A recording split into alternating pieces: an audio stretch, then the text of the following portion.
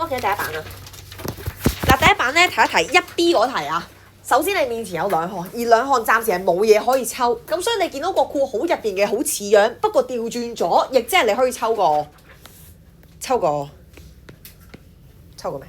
負冇再抽個負，咁當然我哋抽負嘅時候咧，你冇抽前面，抽後邊。咁啊，通常我哋用個後邊嚟就翻前面嘅，所以後邊呢嚿如果我抽咗個負嘅話，應該係會調翻轉變咗做 x 減 3y 嘅。所以第一個步驟你前面嗰啲位置全部照抄得㗎啦。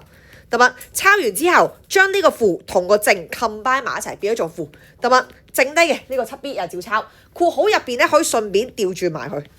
所以見到第一個步驟，淨係處理咗藍色字啫，得唔得？好啦，咁下一步呢兩項，咁大家都有個 x 減 3y 可以抽，然後你再括號寫翻剩低嘅，呢個簡單嘅 ，OK？ 好啦，然後去到下低睇埋你嘅第三題啦。好啦，第三題咧，嗱上高個 part 咧，咁自己分組去計算啦。咁但係去到下低呢度咧，你見到如果我分組去計的話，假設你前面去抽嘢，你抽咗個 x 係真係抽到嘢嘅，但係後邊單丁咗，你又唔知點樣 factorize。factorize 嘅原理就係話，我要將多項式變做單項式，變做一抽嘢乘埋佢，我先知道呢一條式有啲咩因素嘛。所以你今次冇得分組，咁冇得分組又冇嘢好抽，可以點做咧？就睇下可唔可以用呢3條公式啊，得嘛？所以你望翻呢3條公式，你要相對上比較熟嘅，有3嚿嘢嘛，3嚿嘢應該係似頭兩款啊，得嘛？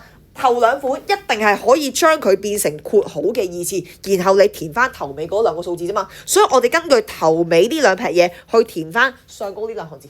乜嘢嘅意思會計到 x 次？前面 x 冇咗，後邊6冇咗，跟住中間係加，咪抄翻個加落去，明白？所以有3嚿嘢嘅話，如果用公式嘅話，應該佢係爆咗做括號意思，得嘛？所以去到下低啦，嗱第一個 factorize 最基本嘅原理係點啊？望一望呢3嚿嘢可唔可以有嘢抽先？有冇嘢抽？有冇3嚿？可以抽個3冇咗，抽個3出嚟啦。好啦，括號就寫翻剩低嘅。第一嚿會剩翻個 y 字，第二嚿剩翻個10y，第三嚿剩翻個25。呢個係最基本嘅步驟。但係如果你寫到呢個步驟，起碼你都攞咗1分先，得嘛？3嚿嘢大家都有個3可以抽啊。好啦，咁抽完之後咧，咁咧我哋要 double check 翻括號入邊嘅嘢係咪真係 fat 到盡 ？OK， 嗱3就冇嘢好做啦。但係括號入邊你見到有啲3嚿嘢，而3嚿嘢如果你唔知點樣 factorize 嘅話，我哋望一望啲公式似唔似樣啦？例如話3嚿嘢係咪似頭兩款啊？得嘛？頭兩款應該係可以轉咗做括號二次啊嘛，所以我試下將呢嚿嘢轉咗做括號二次先。嗱，唔一定轉到，但我哋試下先，得嘛？填翻前後嗰兩嚿嘢，前面嗰嚿應該填啲咩 ？y 冇咗，好，後邊嗰嚿乜嘢嘅意思會等於25？冇錯，好啦，跟住中間應該寫啲咩符號啊？減冇照抄㗎咋，得嘛？抄中間嗰個，所以點解我哋要排翻兩個次序就係咁解 ，OK？ 好啦，咁出面嘅3冇嘢好做，咁咪照抄。好啦，然後記得最嬲尾點都要 double check 個答案。好啦，前面嗰嚿嘅二次係 y 二次，後邊嗰嚿二次係叫正25，中間叫3嚿嘢乘埋佢就係叫負10y。如果你 double check 翻 expand 翻過去咧都啱的話，就代表你咁樣 factorize 係正確嘅，同埋所以點都要 double check 你嘅答案啊。拜拜。好啦，咁寫完之後咧，去到後邊你嘅第二版第4題。哇！第4題，今日見到有2嚿嘢，而2嚿嘢我哋做最基本個動作先。你睇一睇呢2嚿嘢有冇嘢可以抽？有冇？你自己睇睇，應該冇係咪？咁冇嘅話唔好放棄住，佢叫你 factorize 就一定可以揾到個因數。所以我哋望一望呢3條式，邊個似樣啲啊？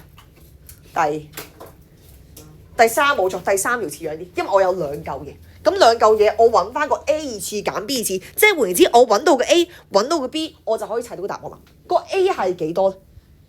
乜嘢嘅二次會計到49嘅 A 二次啊？計乜嘢二次？7乜嘢7 ？A 冇咗後邊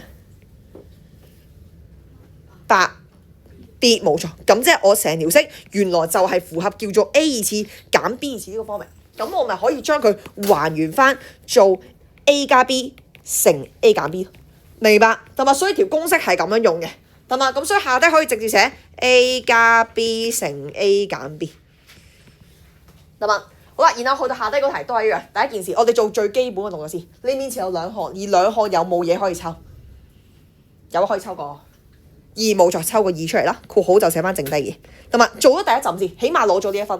好啦，咁然後抽咗出嚟嘅唔使理佢啦，而括號入邊我哋要 double check 多次，係咪真係 fat 到盡？得嘛？好啦，括號入邊咁啱有兩項，而兩項冇嘢可以抽嘅話，咪用公式咯。呢三條公式應該係似第三條公式嘛 ，A 二次減 B 二次呢個方面，咁啊可以將佢變翻做 A 加 B 乘 A 加 B。而個 A 係幾多 ？A 係幾多？乜嘢嘅二次會等於 X 次啊？簡單啦，就係 X 冇咗後邊，3冇咗，所以我哋寫 A 加 B 乘 A 減 B， 咁啊將後邊嗰個 factor 到盡啦。明白，所以成條式原來佢係有呢三個因素，即係代表原來呢個多項式係可以除到呢三嚿嘢，得唔得 ？OK， 好啦，再嚟去到下低你嘅第五題。嗱，第五題咧 A part 嗰題有啲同學卡住咗嘅，你面前有4項啦，正常4項我哋係進行分組啊嘛，咁分組嘅話咧，有啲同學咁樣分嘅。嗱，你可以咁試下啦。好啦，例如話，如果我將 M 同 M 分埋一組，嗱，第一嚿會剩翻個 M， 第二嚿剩翻個正5啦。好啦，跟住 N 同 M 分埋一組，如果我抽個負 N 出嚟，第一嚿會剩翻個 N， 第二嚿剩翻個正5啦。你見到兩個括號，兩項係完全唔拉更嘅，因為冇嘢可以再一齊抽，所以而家我都係淨係得兩項，我變唔到做單項式啊，明白？所以你咁樣分組係唔 OK 嘅。咁唯有點樣分組咧？你見到前面咁啱全部都係2次。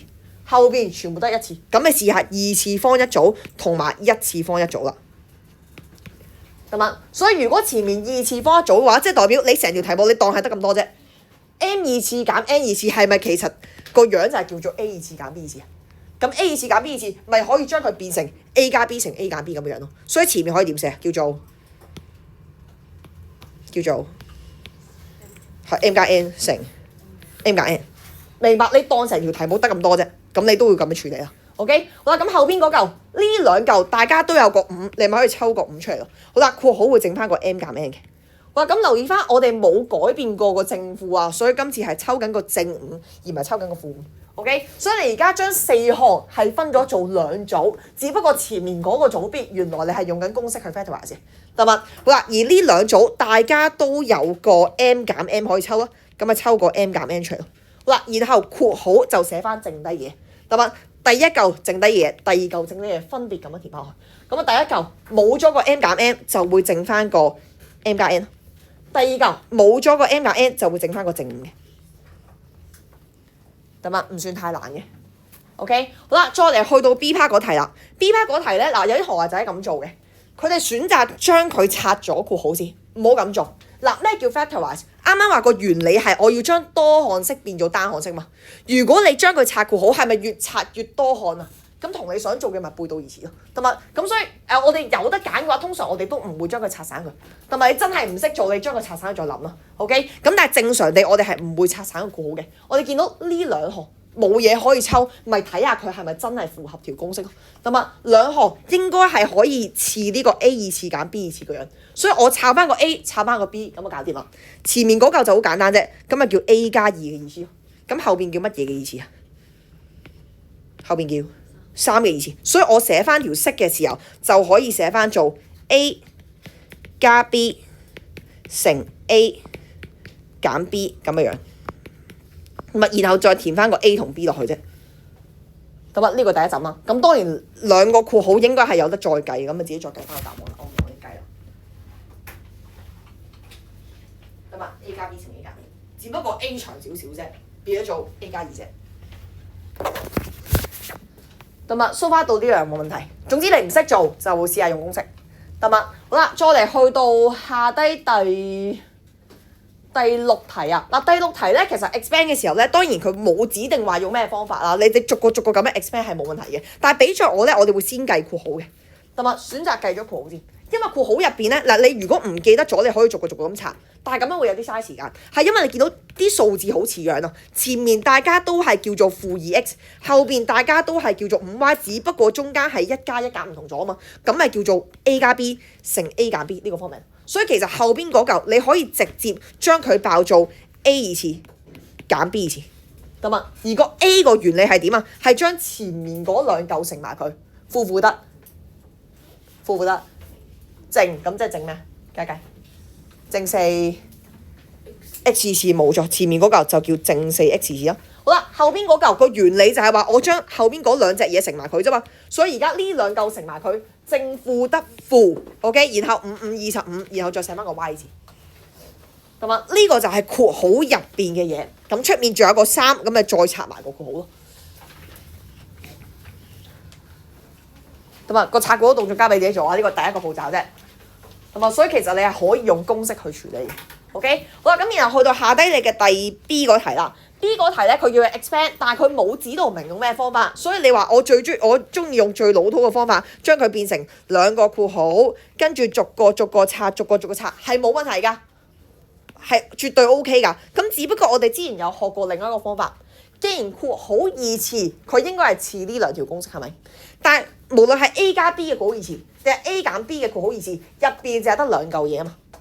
咁佢有三嚿嘢，你咪試下將佢 group 成兩嚿嘢咯。所以例如話，假設我將前面嗰個作為一個整體去睇，我將前面嗰嚿變成一成堆嘢，咁咪成嚿得兩嚿嘢，得嗎？第一嚿叫做3x減 y， 第二嚿叫做 x， 叫做個2。咁所以如果我 let 一個英文字母，假設 let A 啦，let A be 3x 減 y。如果我 let 咗嘅話 ，B part 嗱，當我 let 咗嘅話咧，成條題目嗱，我可以照抄先。抄完之後，我將佢改成 A 加2嘅括號二次，同埋我將前面嗰嚿用 A 去表示，咁咪變咗成條式個括號入邊淨係得兩嚿嘢。咁得兩嚿嘢嘅話，我咪識得去拆括號咯。拆括號嘅時候，括號二次就肯定有三嚿嘢嘛。前面嗰嚿嘅二次，咁即係叫前面嗰嚿二次 A 二次冇咗。好，第三嚿4冇咗，加4咯。中間叫三嚿嘢乘埋佢，叫做4A 冇咗，加4A， 得嘛？你咁樣去拆括號相對上方便啲啦，得嘛？所以最撈尾，我啱啱係想將啲數字 group 埋佢，方便自己睇啫，所以我用咗個 A 嚟表示咯。咁最撈尾你只需要做一樣嘢，就係話我將個 A 變翻做我哋一開始叻嘅數字啫嘛。所以我哋將個 A 改翻做 3x 減 y 咁就 OK 啦。所以成條式依舊係 A 二次，再加 4A， 再加4。只不過我將個 A 改咗做 3x 減 y 啫，個餡改咗少少嘢。咁啊，但係成條式冇變過嘅，只係我將前面個 3x 減 y 作為一個整體去計咗條數先。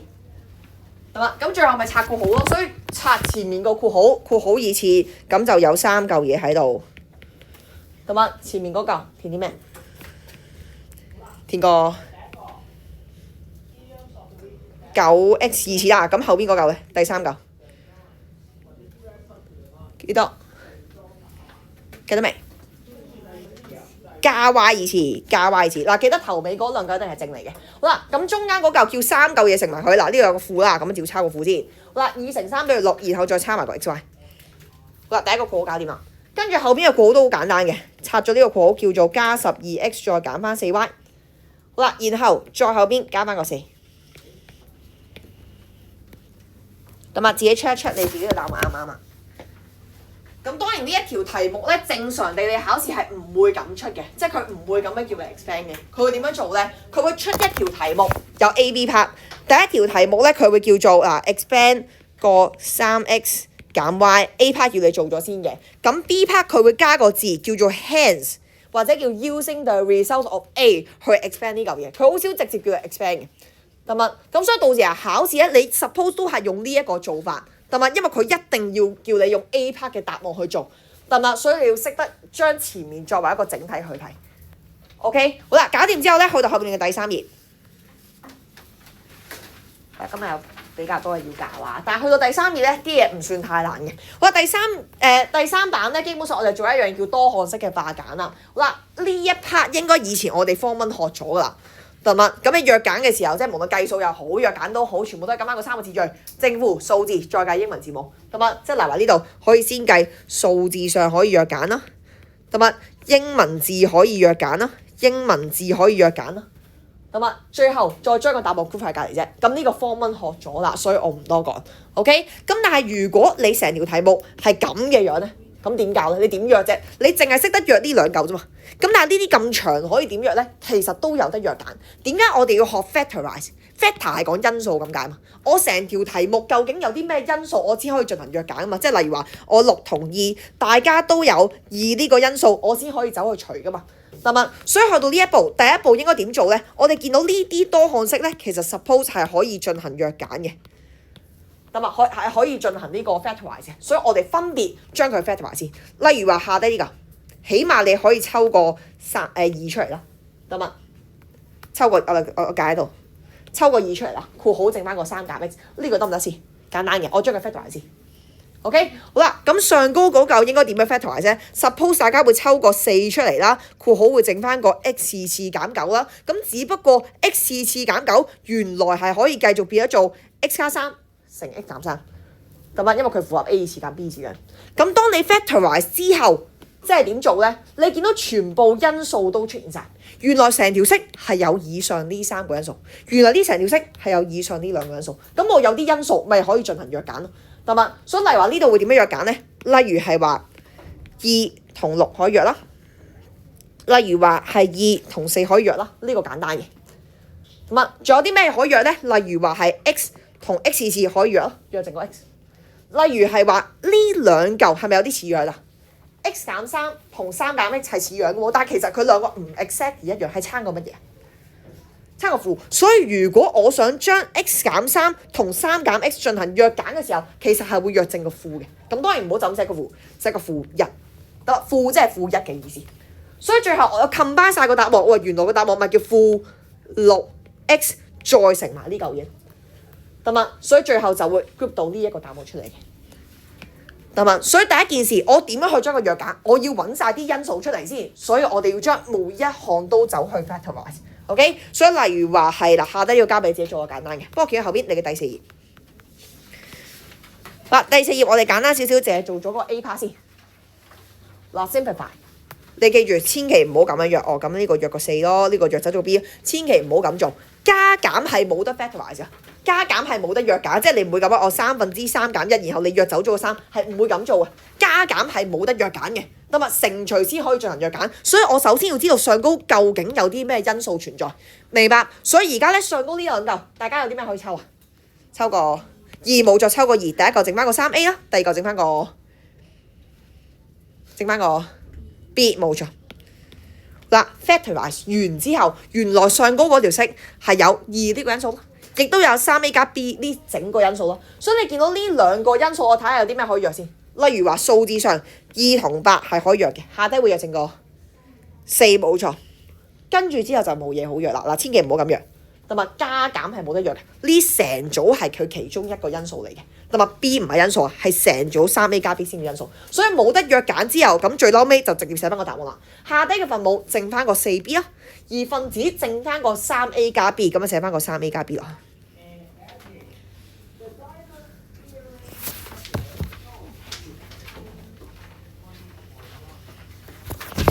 嗱，再嚟去到 B part 啦，又係我暫時係唔知點樣可以約揀啊，所以我要將分子分母各自去 factorize 咗先。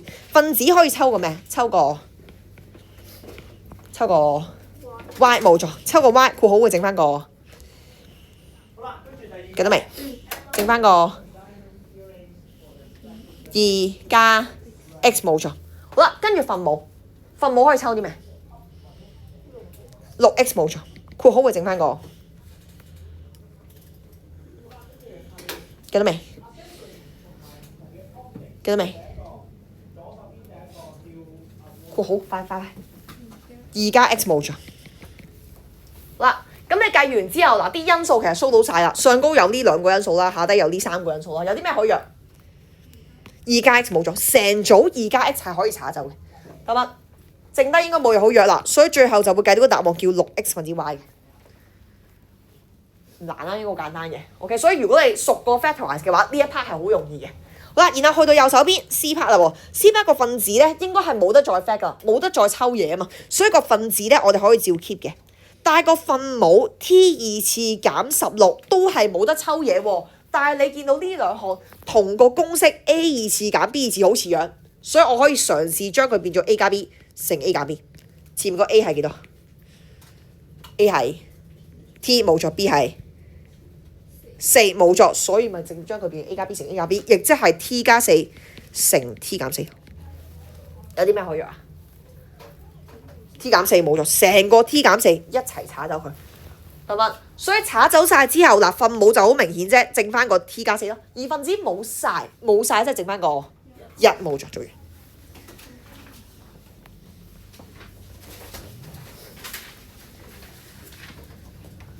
乜？佢仲有邊條片要睇？好，搞掂之後咧，試下幫我做你嘅第3同埋第4題。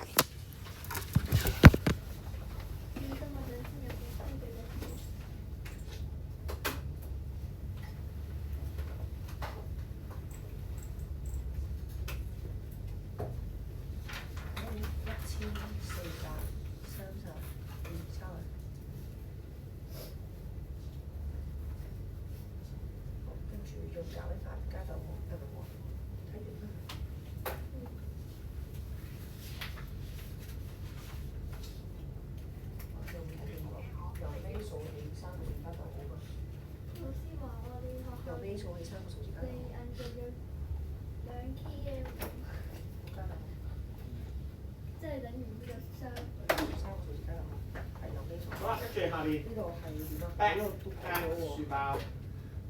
0500啊嘛，0500啊，0啊，紫色。4個數字為一組喎，你啱有冇聽㗎？4個數字為一組，我呢度得3個數字喎，咁點啊？夠啦，係咁嘅字差。Black 係黑色啊。可以。跟住隔離咩嚟㗎？第3題個分母應該係要分組 factor 先㗎。嗱，唔好咁記得保燈條，呢兩嚿大家係點樣去抽？你要抽嘢嘛？一張抽嚟抽。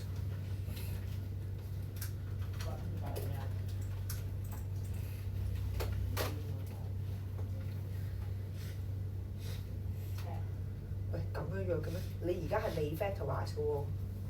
咩叫 factorize 啊？我成條式係冇呢啲因素喎，見唔見到？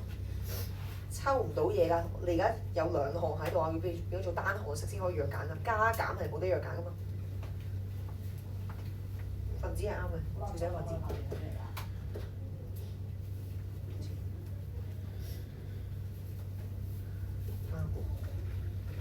你都未 factorize， 見唔見到？你都未 factorize， 你而家仲係2項嚟喎，係咪啊？咁呢2項要繼續抽個負 x 加1出嚟咯。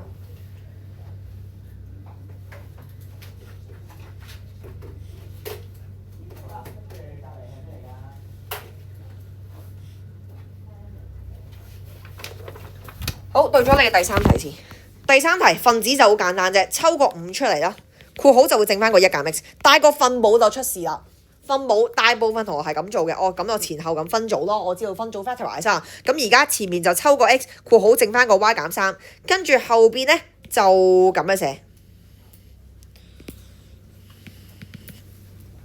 係咪有啲同學咁做嘅 ？OK， 甚至有啲同學話我唔中意咁樣分組喎，我想要呢2個一組，呢2個一組，其實都得㗎。例如話，如果你想綠色呢2個一組，咁咪抽個y 出嚟，括號剩翻個 x 減1。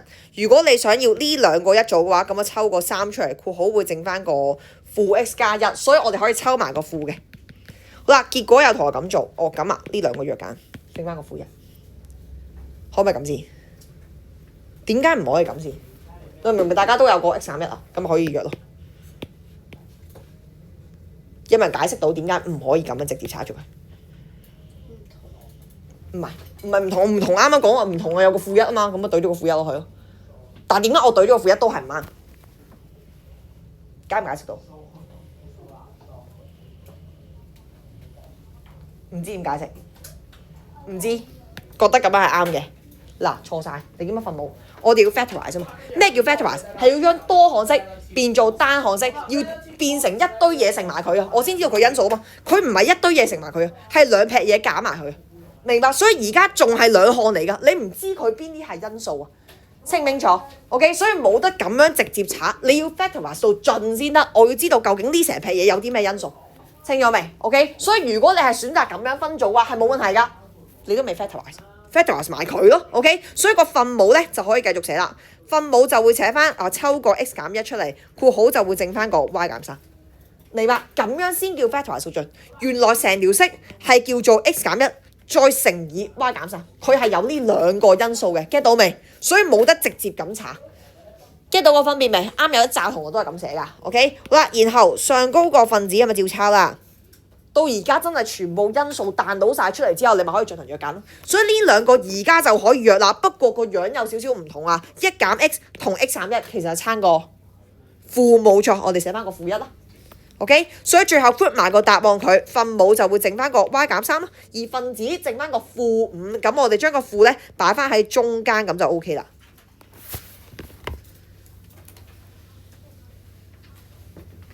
係嘛？所以你無論用咩方法都好，其實你都要 factorize 到盡先得，咁你先可以 show 到啲因素出嚟。明唔明白自己錯啲咩 ？OK 係咪？好啦，跟住下低嗰嚟交俾自己慢慢約啦。好啦，然後去到後邊你嘅第5頁，第5頁同你講咗下低第6題先啦。上嗰個題交俾你自己試下做啊。好啦，第6題又係我全部都唔知佢有啲咩因素，所以我哋要逐個睇，又冇得繼續抽嘢。例如話上高第一行可以抽啲乜嘢？抽個4出嚟冇錯，括號就會剩翻個 P 加 3Q 啦。咁啊唔難嘅。好啦，咁你見到分母咧，好似兩嚿嘢冇嘢可以抽，亦都冇得用公式，所以分母咧其實你可以照抄先。陣間再諗點做，咁啊你唔知點樣 factorize hold 住先咯。好啦，然後後邊乘分子可以抽啲咩 ？P 冇咗，括號剩翻個 3P 減 Q， 減5。嗱，分母應該冇嘢可以抽啦，亦都冇得用公式，所以我哋照抄。所以如果暫時咧，我淨係處理咗兩個分子啫，因為呢兩個分子可以繼續去 factorize 啫。嗱，跟住睇下有冇嘢可以約揀咯。有啲咩可以約啊？好明顯嘅有個 P 加 3Q 冇錯 ，P 加 3Q 成個踩咗佢。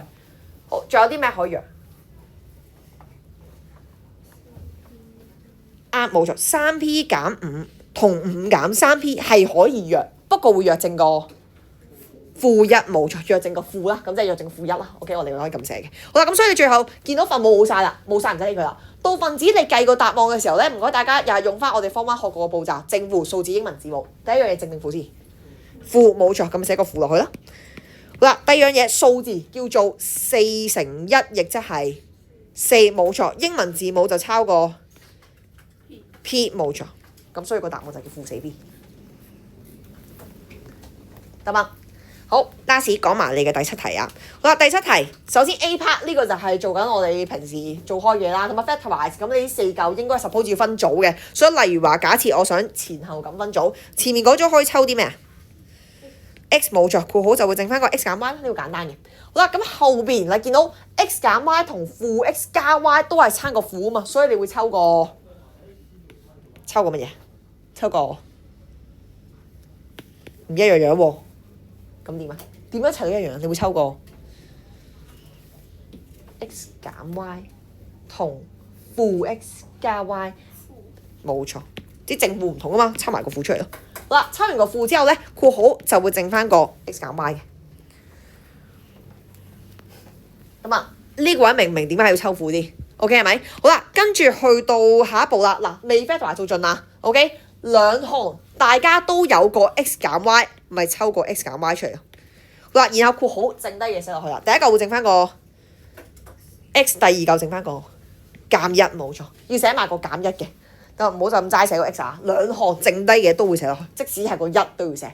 OK， 所以第一步 A part 應該簡單嘅。好啦，然後去到 B part，hence 呢一條題目就係話，其實用另一個方法表示就係叫 using the result of A 啊嘛，即係你要用 A part 嘅答案啊。所以其實你見到呢兩題咪其實 exactly 個分母同個 A part 答案一模一樣，所以其實你將分母改晒做 A part 咁就 OK 啦，明白？所以而家 B part 第一樣嘢，佢要見到你將呢一撇答案抄翻落去，得嘛？所以而家我哋將個分母抄翻 X 減 Y，X 減1。X 減1，得嘛？你要做咗呢個步驟嘅，所以即使你上高嗰題唔小心計錯咗，但係如果你有抄到個答案落去嘅話，佢都會俾1分你，得嘛？因為你有用到 hence 呢樣嘢，你有用到 using the result of A 啊，得嘛？咁剩低嗰啲再慢慢去睇點樣 factorize。例如話上嗰個分子可以抽個3，冇錯，抽個3出嚟啦，括號就會剩翻個 Y 減 X。好啦，右手邊分母 3Y 二次冇嘢好做啦，分子可以抽個X 冇錯，括號會整翻個 X 減1。好，有啲咩可以約？嗱，逐個嚟啊，睇咗數字先。數字有啲咩可以約？3冇錯。好，再睇英文字母有啲咩可以約？X 減1冇錯，仲有冇仲有冇？係 y 減 x 冇錯 ，y 減 x 同 x 減 y 做弱減會弱正個負冇錯，負一。好啦，咁所以最後 combine 埋個答案啦。分母就剩翻個 y 二次啫，咁咪剩翻 y 二次咯。分子剩翻個負一 x，亦即係叫負 x 啦。所以我哋將個負咧擺翻去中間。做完。咁而家俾少少時間你幫我清咗上嗰個兩題先啊。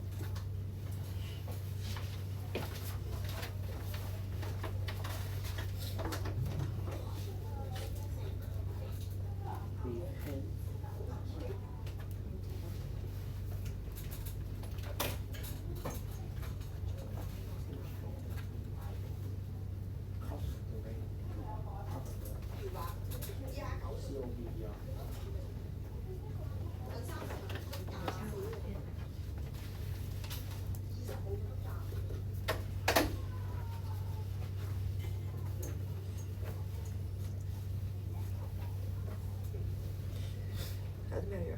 嗱，跟住試咗，我哋睇啲數字先，數字有冇得藥？查咗先，直接查咗佢得㗎。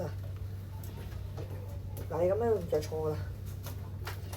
係啦，你先查咗佢先，例如話有啲咩可以藥5同15係咪？查咗佢先。我上高藥正個3冇錯，跟住數字繼續藥，數字繼續藥。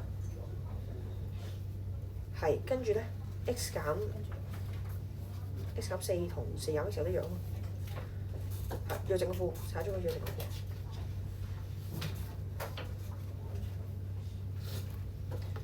係，最後估埋個答案。嗱，自己藥揀寫清楚啲啊，唔好混淆自己啊。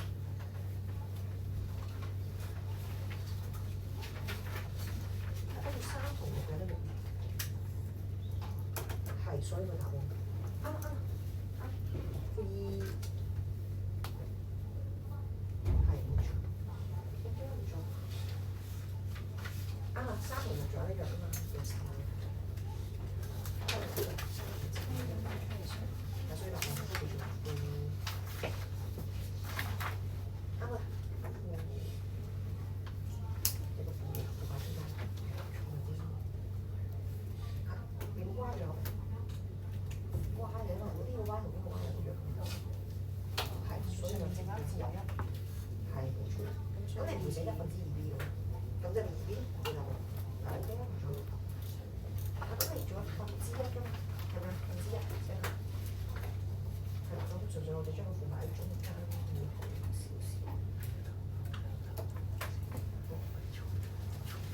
好，應該大部分同我搞掂啦，做得唔錯嘅。好啦，然後去到後邊你嘅第6頁，嗱，基本上 factorize 嗰啲我哋教晒㗎啦。咁樣，好啦，然後去到第6頁咧，會搞一樣叫 chain subject 啦。嗱，咩叫 chain subject 咧？嗱，以往我哋學過一樣叫 formula 叫公式啊嘛。即係例如話你見到假設3個人嘅面積公式叫底乘高除2，你可以用啲符號表示啦。呢個我哋叫公式。原來公式入邊係可以轉主項嘅，即係例如話假設我而家想計個底喎，底以前我哋背過條公式叫做面積乘2，然後再除翻個高啊。呢個過程其實就已經叫轉主項。咩叫轉主項咧？呢條公式由計個面積去計個底，得嘛？或者計個面積，突然間變咗做計個高，明白？呢個過程就叫轉主項，唔使抄嘅，純粹係你將左手邊個英文字母改咗啫。所以例如話，假設係下低呢一個情況啦，好，望一望呢個位置。佢話而家我想將 F 轉做個 subject，即係而家成條公式，佢想知道究竟個 F 係等於幾多，明白？呢個係佢個目標。嗱，當然呢條題目有啲難度嘅，得嘛？好啦，點做咧？個 F 係個目標喎，但係個 F分晒喺世界各地，所以試下我哋將個分母處理咗先。例如話，我唔想要個除2，係咪抌過去變成2啊？見唔見到？下一個步驟純粹將個2移咗過去啫。好啦，咁你見到又係個 F 係分晒喺世界各地，所以你會點做咧？嗱，聽住呢個有啲難嘅，咁啊突然間講咗少少難嘅題目。好啦，你見到下一步呢一 part，我個 F 係冇黐埋一齊噶嘛，所以我試下將個 F 擺埋喺一堆先。例如話，我將呢個 F 掉過去。嗱，令到啲 F 係可以攏埋對，起碼佢喺同一邊先，得嘛？好啦，喺同一邊之後，咁我點樣單丁個 F 咧？就可以試下抽個 F 出嚟。呢個就叫單丁個 F。呢兩項如果我抽個 F 出嚟之後，第一嚿會剩翻個 2H， 第二嚿剩翻個1，係咪呢一下就單丁咗個 F 啊？好啦，咁我點知 F 等於幾多？你覺得 F 隔離嗰啲好亞掟，咪可以將佢掉走，所以乘緊個 2H 減1，咪可以變除 2H 減1咯。同埋當然呢一條題目複雜少少嘅，有機會要抽嘢嘅。同埋總之個原理就係話，我想單丁個 F， 我想知道 F 等於幾多啫。所以去到下低，成條公式原本係計緊個 P 嘅。P 等於幾多嘛？但係我 make Q be the subject， 即係我想知道最終究竟 Q 等於幾多，得嘛？咁點做啊？我點樣單丁個 Q 啊 ？Q 已經單丁咗啊，不過隔離嗰啲我亞掟，我想掉走佢啫。同你做方程嘅原理一樣，距離個 Q 最遠嘅咪掉走佢先咯。邊個距離個 Q 最遠啊？3冇咗，咁咪掉咗個3。所以下一步應該點做咧？我將個3掉過去，除以3變乘3冇咗，所以下一步就純粹喐咗個3啫，其他嗰啲 keep 住佢。咁我淨係喐咗個紅色位置。好啦，咁下一步我點樣單丁個 Q 啊？即係你覺得個減4有啲亞掟啦，咁減4咪可以掉過去咯，掉過去邊？加4，所以而家咧就會係3P， 然後再加4，右手邊就係 Q 啦。明白？咁就叫單丁咗個 Q，get 唔 get 到 ？OK， 好啦，咁下一步我哋寫個 change subject 嘅時候咧，即係等於你條公式啦，一定要將個 Q 咧擺喺左手邊嘅，即係要寫 Q 等於幾多嘛。啱啱我個過程係要計個 Q 等於幾多，唔係話乜嘢等於 Q 嘛，得嘛？所以而家下一步咧，我哋要將個 Q 咧搬翻去左手邊，咁就計完你嘅答案啦，唔算太難嘅。咁啊，你最終嘅目標就係想單丁個 Q 嘅啫。O 唔 OK 呢一條題目應該唔太難嘅，2項啫。好啦，跟住去到下低你嘅第二題啦。第二題，我想將 Y be the subject。好啦，聽住咯喎，呢一條題目咧有幾款做法 ，OK， 兩款做法你都可以試下做。你會點做啊？點樣去單丁個 Y？ 試下，唔緊要，其實好多方法可以做啊，唔係淨係用死一個方法㗎。會點啊？平時你幾多分數你會點做？你會交叉雙乘㗎嘛，係咪？試下交叉雙乘咯，得嗎？好啦，而家將呢個乘上去，呢個乘上去，得嗎？所以而家咧個7乘上去右手邊，咁就會計到7啦。個 Y 乘上去左手邊可以唔使拆括號住啊，得嗎？照咁樣寫咁就 OK 啦。咁啊，你平時個方程點做，呢度都係點做嘅啫。OK， 咁下一步，我想將 Y be the subject， 亦即係我想知最終個結果個 Y 等於幾多，係咪要單丁呢嚿嘢？咁即係你覺得隔離嗰嚿嘢好亞掟啦，個 x 加2點樣掉咗佢啊？變除 x 加2冇錯，所以而家咧個 Y 就會等於7除以 x 加2，咁啊將呢個乘 x 加2變咗除 x 加2啫。咁啊呢個唔難嘅，將佢個分數消失咗先，令到佢變翻做一行，咁你知道點做 ？OK， 咁當然呢一條題目其實可以偷雞少少嘅，咩叫偷雞少少咧？呢一條題目有冇發現，其實如果我想知個 Y 等於幾多，係咪其實差個1喺度咋？如果我將個1抹走埋佢咁咪 OK 咯。所以有第二款做法，你可以喺隔離寫下。第二款做法係點咧？如果我將個 Y 揼翻上分子，咁就好啦。咁即係如果我將呢個變翻做倒數。Y 分之1嘅倒數即係幾多？1分之 Y， 1分之 Y 其實就係咪即係 Y？ 明白？所以我試下將佢變倒數，咁當然要公平啊嘛，天平法啊嘛，右手邊變倒數，左手邊都變倒數，明白？所以變翻做倒數啦，右手邊就係 Y 啦，而左手邊變翻做倒數係幾多？左手邊變做倒數，叫做 x 加2分之7，其實係咪同隔離嘅答案一樣？見唔見到 ？OK， 只不過我哋直接將個分子分號調轉啫。明白 ，OK， 所以最終咧就會計到 y 等於 x 加2分之7嘅。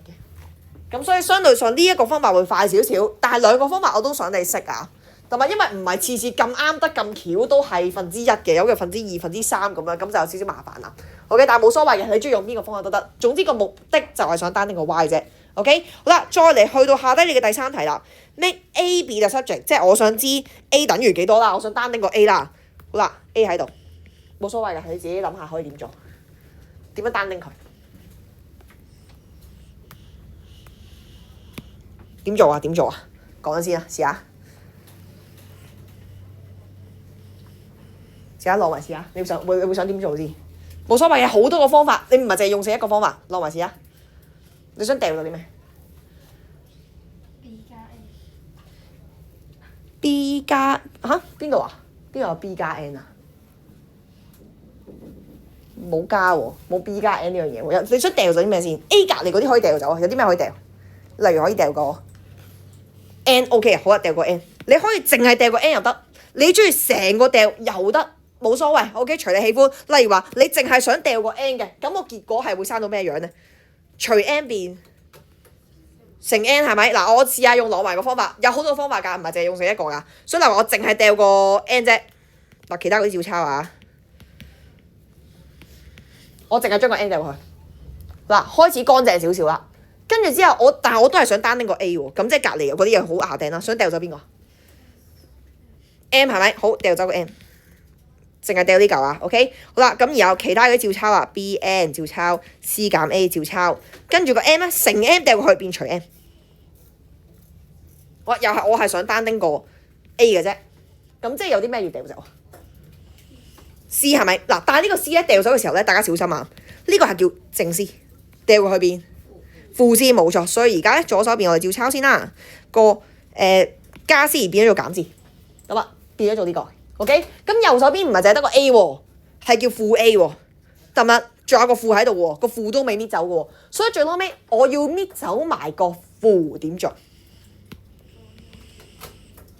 左右調轉。你想點樣調轉啊？即係呢個調過去，呢、個調過去係嘛？可以咁做嘅。嗱，如果呢個調過去，咁咪變咗做 A 咯，得嘛？負 A 變正 A 咯 ，OK 㗎，得嘛？有好多方法。好啦，呢、個調過去，負 C 變正 C， 正變負 ，OK 啊，左右調轉絕對冇問題。呢、個方法我好支持嘅。咁當然就話喂，我唔想咁樣做喎，我想直接調個負過去喎。其實個做法都係一樣啫。咁點樣直接調個負落去咧？右手邊咪單拎做 A 咯，得嘛？而左手邊係講緊話，如果我調個負落去，係講緊每一嚿嘢都要負。呢、個明唔明白？每一嚿嘢都要負，佢要懟個負落去，咁咪叫負 M 分之 BN 咯。呢、個記唔記事？好啦，咁第二個負 C 要懟個負落去，咁負得正。你見到左右手邊嘅答案一樣，只係我前後個擺位有少少唔同啫，冇所謂嘅，得唔得？好多個方法都可以做嘅。OK， 當然你話我唔想淨係掉個 N 先喎，我想將個成嚿嘢乘入去喎，除過去喎，變做 B 除以 N 分之 N 得唔得？可以㗎，你最終嘅答案都係一樣嘅，得唔得？OK， 好，搞掂之後咁你自己幫我清埋剩低嘅堂課啦。今日堂課係1至6節啊。